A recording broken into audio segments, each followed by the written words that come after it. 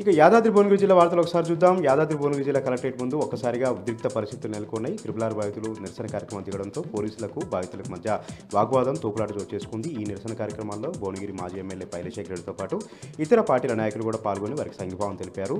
ఏదైతే తమకు పరిహారం అందించకుండా మార్కెట్ వాల్యూ ప్రకారం పరిహారం అందించకుండా ప్రభుత్వం బలవంతంగా తమ పచ్చని పంట పొలాలను లాక్కుంటుందంటూ కూడా త్రిపుల్ బాధితులు ఆవేదన వ్యక్తం చేస్తూ ఉన్నారు. ప్రధానంగా చౌటుప్పల ప్రాంతంలో దాదాపు 2-3 కోట్ల రూపాయల వరకు ఎకరం పోతా ఉంది. కానీ ప్రభుత్వం మాత్రం 20 లక్షల రూపాయలు ఇస్తూ తమ కొట్టగొడుతున్నట్టు కూడా త్రిపుల్ బాధితులు ఆందోళన వ్యక్తం చేస్తూ ఉన్నారు.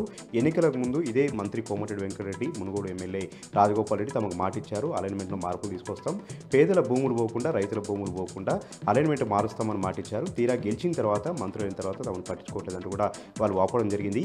వందలాది మంది త్రిపుల్ బాధితులు ఒక్కసారిగా కలెక్టరేట్లోకి దూసుకెళ్లే ప్రయత్నం చేయడంతో అక్కడ కొంతసేపు ఉద్రిక్తమైనటువంటి వాతావరణం నెలకొంది. పోలీసులకు బాధితులకు మధ్య తీవ్ర వాగ్వాదం తోపులాట కూడా జరిగింది.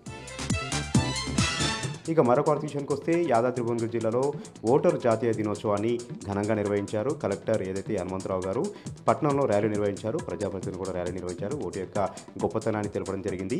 భువనగిరి పట్టణం నుంచి కలెక్టరేట్ వరకు ర్యాలీ నిర్వహించి ఓటర్ యొక్క గొప్పతనాన్ని, ఓటు యొక్క ప్రాముఖ్యతను ప్రజలందరికీ కూడా తెలిసేలాగా కూడా అవగాహన కార్యక్రమాలు నిర్వహించారు. అనంతరం ఓటరు చైతన్య సదస్సు కూడా నిర్వహించారు. ఇక సూర్యాపేట జిల్లా వార్తలు ఒకసారి చూస్తే సూర్యాపేట జిల్లా కేంద్రంలోని కలెక్టరేట్లో ఓటరు జాతీయ దినోత్సవాన్ని అంగరంగ వైభవంగా నిర్వహించారు. పెద్ద ఎత్తున విద్యార్థులు, ప్రజాప్రతినిధులు, అధికారులందరూ కూడా ఈ కార్యక్రమంలో పాల్గొన్నారు. ఓటరు చైతన్య సదస్సు కూడా నిర్వహించారు. కొత్తగా ఓటు నమోదు చేసుకున్నటువంటి యువకులకు కూడా కొత్తగా ఓటర్ కార్డులను కూడా కలెక్టర్ హనుమంతు ఎజెండాగా ప్రకటించడం జరిగింది, వారికి అందించడం జరిగింది. ఓటు ప్రజాస్వామ్యాన్ని కాపాడుతోంది. ప్రజాస్వామ్యం వర్ధిల్లాలంటే ఓటుకు ప్రతి ఒక్కరు కూడా ఉపయోగించుకోవాలి.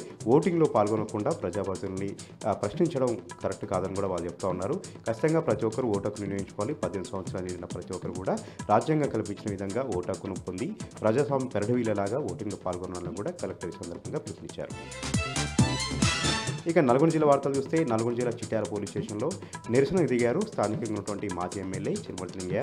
బీఆర్ఎస్ పార్టీ కార్యకర్తలపైన అక్రమంగా కేసులు పెడతా ఉన్నారు, వేధిస్తూ ఉన్నారు. సోషల్ మీడియాలో చిన్న పోస్టు పెట్టినా కూడా అక్రమంగా కేసులు పెడుతూ తమను వేధిస్తున్నారంటూ కూడా చిరుమర్తిలింగయ్య అక్కడ నిరసన తిరిగారు.